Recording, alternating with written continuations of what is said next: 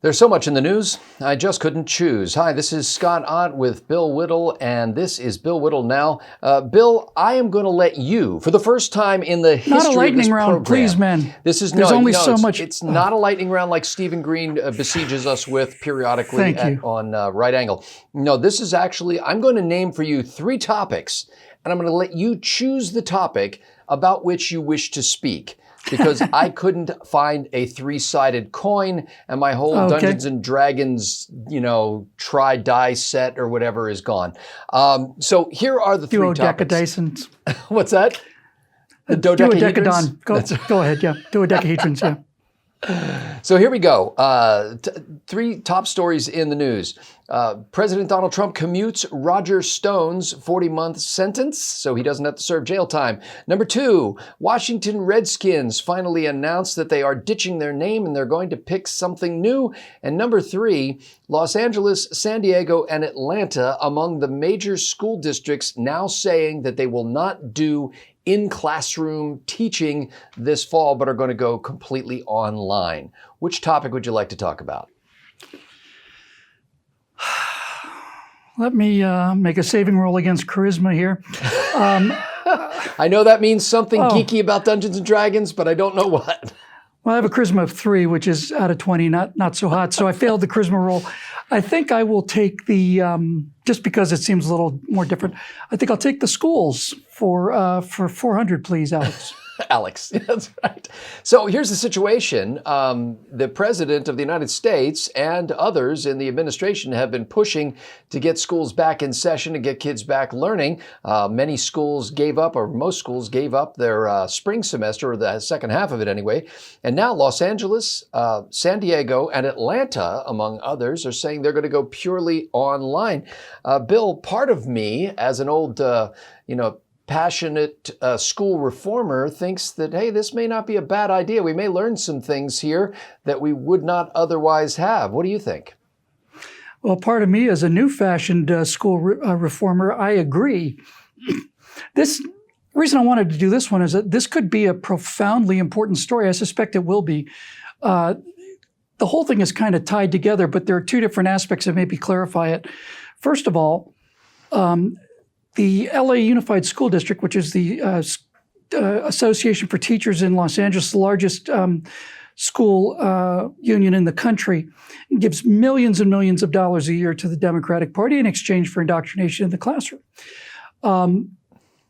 If you break the power of those unions, the schools get better. And if the schools get better, people get better educations, get better jobs, they tend to vote Republican. So anything that weakens the power of these enormous teachers' unions is good for the country, and it's good especially for the students, for education. Now, I would suppose, Bill, that the teachers are going to still be teaching. And by the way, for those of you out in flyover country, the number I heard for just California, not including Atlanta, but just the San Diego and Los Angeles school districts, are something on the order of 825,000 school students involved here. But those union teachers will still be on the job, Bill. They will still be on the job, but there's a couple of other things here that are interesting about this. First of all, I don't think they'll be able to wing it quite so much, but this is the more important of the 2 points. I mentioned there were like 2 sides to this. One is breaking the power of the school teachers union.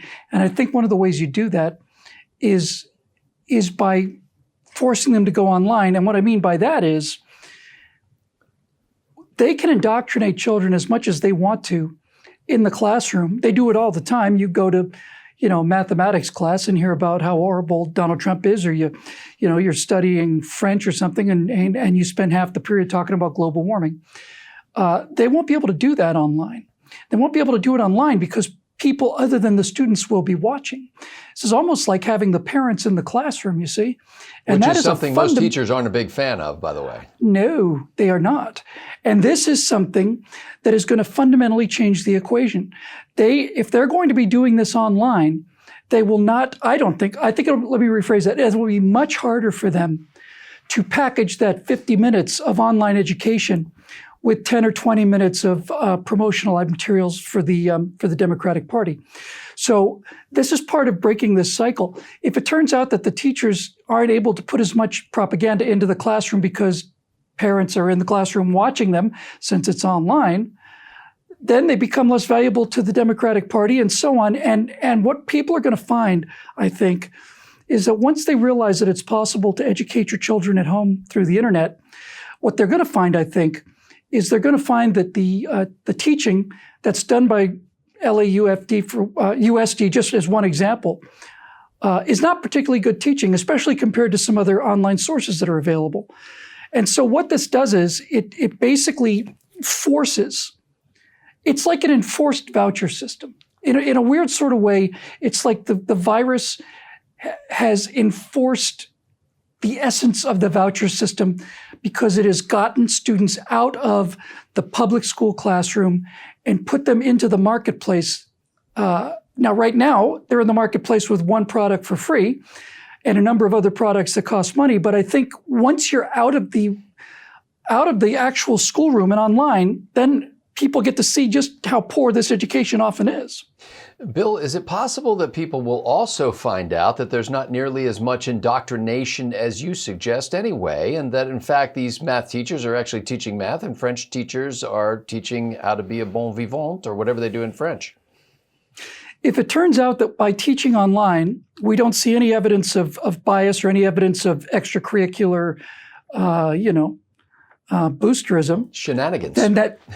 Then that may be because the wacky hijinks only happen in the classroom, or it may be that it doesn't exist. But in either case, it's good news. But I suspect that I don't think there's much question that this goes on. We've heard so many stories about, excuse me, conservatives who just endless stories about kids who are indoctrinated in school.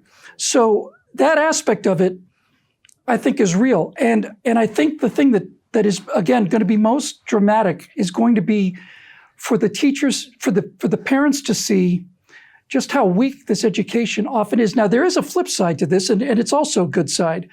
And that's simply this. In many of the worst of the inner city schools, not just in LA, but all around the country, classes cannot be taught because there is no way to discipline the students. The teachers fear for their lives. They can't get people in the class to shut up. They can't even get them to the principal's office for a timeout. 2 or 3 people in a classroom can ruin a classroom and have been ruining classrooms for 20 years now without consequences.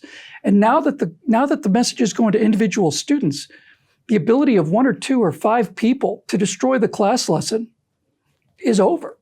You can just mute their microphone and shut off their camera. Precisely correct. And that is a major boon to education across the board, whatever you may think of the state of public school teachers or public schools. In any event, that's good for education across the board because we have somehow developed this idea that if a person or persons are serially disrupting the class, and I don't mean just making fun and making jokes, but threatening the teacher, beating up the teacher, this kind of thing. And we say, well, we can't discipline that person because that would be depriving them of an education. Well, we allow that one person to deprive the other 30 people or 40 people in the class of their education. I don't see how that's particularly fair. And in this case, it's an end run around the politically correct idea that no one should be expelled, no one should be suspended, no one should be held back, nothing. If you've got a person whose primary reason for being in school is to make sure that nobody learns anything, then those people will be out of a job and they'll be out of an education as well. And furthermore, Scott, it seems like it's going to be tough.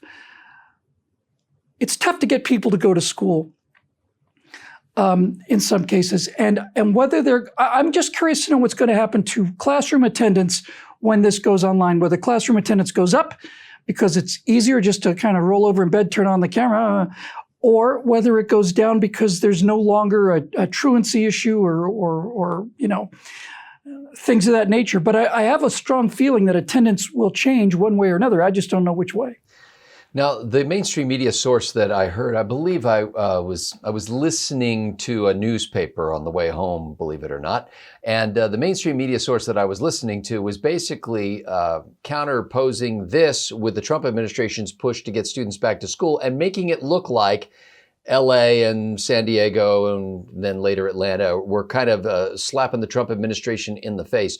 If you were the Secretary of Education, Betsy Devos, or a domestic policy advisor to the president, What would you tell the president about what his next tweet should say about these schools going strictly online in the fall semester? That's a good question. You know, the problem with alternative solutions like vouchers, school vouchers, online learning, getting out of the public school system, all of that stuff, it's the same problem that applies to welfare and all of these social, what's the word I'm looking for? Social studies, social proof. No. When we give disease. when you give things to people, social, benefits, Medicare and Medicaid and all the rest of that stuff. Yes, entitlements. That's what I'm looking for. Sorry about that. It's been a while since I was in elementary school. The problem with getting rid of things that are bad for you, like the entitlement programs and I think like public school teachers unions and so on, is that if you've got all these people living in a tenement and you want to move them into better housing, you've got to have the better housing in place because you can't set fire to the tenement while the people are still in it. You've got to give them some place to go. We talked about this many times with healthcare and how the Republicans can't just say we need to repeal Obamacare. We have to have a better alternative for people to move into. Same thing with the schools. So on some level, I think obviously President Trump is right about people getting back to school because young people are essentially at zero risk for COVID-19. The protection needs to be around the people who the students contact, like their grandparents, for example, rather than this idea of isolating, half of the population who essentially has zero chance of having serious complications from or their COVID-19. school teachers. Right. Many of whom are boomers at least. At least. So on some level, I think he's right to be saying we need to get back to school. We need to get all these things going again. But back to the question of Devos. I don't know how I would turn this into a tweet, Scott, but it is an interesting opportunity for the Education Secretary, and perhaps then that recommendation being followed up by the president, to say, since your kids are learning online, here are some resources you might be interested in, and list a few of the homeschooling resources. Don't make it mandatory, obviously. Don't do it. Just say, hey, here's some of the things you might be interested in, and use it as a way of introducing people to some of the really excellent homeschool content that's available out there, just as a means of kind of getting your foot in your door. It's kind of like, it's the Fuller Brushman thing, right? It's just, you open the door just enough for me to get my foot in, then you can't get rid of me. Sort of 7 tips for keeping your kids engaged while schooling at home. Right. But I think probably when you get right down to it, the largest issue of all is going to be the social issue. And I'm not talking about how kids need to go to school to be socialized. That argument has been made against homeschoolers. I'm not sure how effective. There's no question that there's a lot of socializing goes on in school. But what I'm really saying is I don't think the clock can run forever on how long parents can put up with having kids in the house all day. And furthermore, the burden that this would place on parents who work. If your parents are working and you go to school during the day and they have a job that means they get back in time for your dinner and so on, that's millions and millions and millions of households built that way.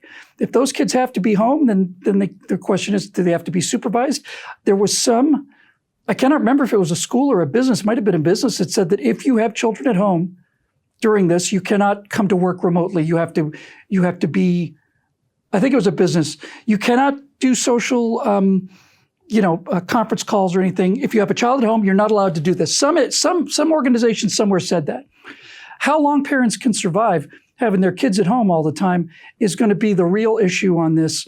And I think a lot of people are already starting to feel like, we went through a whole semester basically of having our kids at home. And now comes summer when they're normally at home.